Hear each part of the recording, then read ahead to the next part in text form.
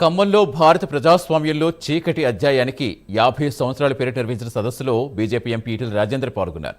1975 నుంచి 77 వరకు పత్రికా స్వేచ్ఛ, వాక్ స్వాతంత్రం లేదని ఈటెల తెలిపారు. 75 ఏళ్ల స్వతంత్ర భారతదేశంలో రాజ్యాంగం ఎందుకు అమలు చేయలేకపోయారో చెప్పే దమ్ము కాంగ్రెస్ పార్టీ నాయకులకు ఉందా అని ప్రశ్నించారు. అంబేద్కర్ మంత్రిగా ఉంటే ఆయన మేధస్సు చూడలేక బయటకు పంపి ఓడగొట్టిన పార్టీ కాంగ్రెస్ అని మండిపడ్డారు.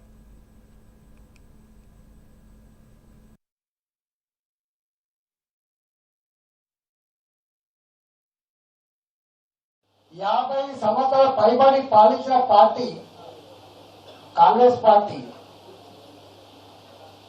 ఆ పార్టీ రకరకాల ఇవాళ బీసీలకు రిజర్వేషన్ కావాలి,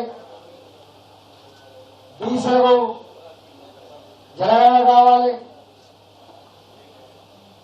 ఇవాళ పేదలకు ఇల్లు కావాలి, ఇవాళ పేదలకు ఇది కావాలని చెప్పి చెప్తున్నావు.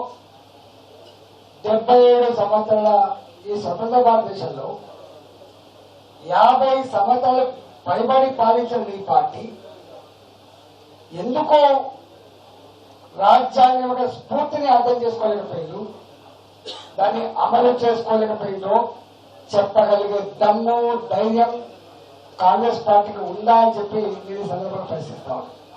50 సంవత్సరాలు పైబడి పాలించిన పార్టీ కాంగ్రెస్ పార్టీ.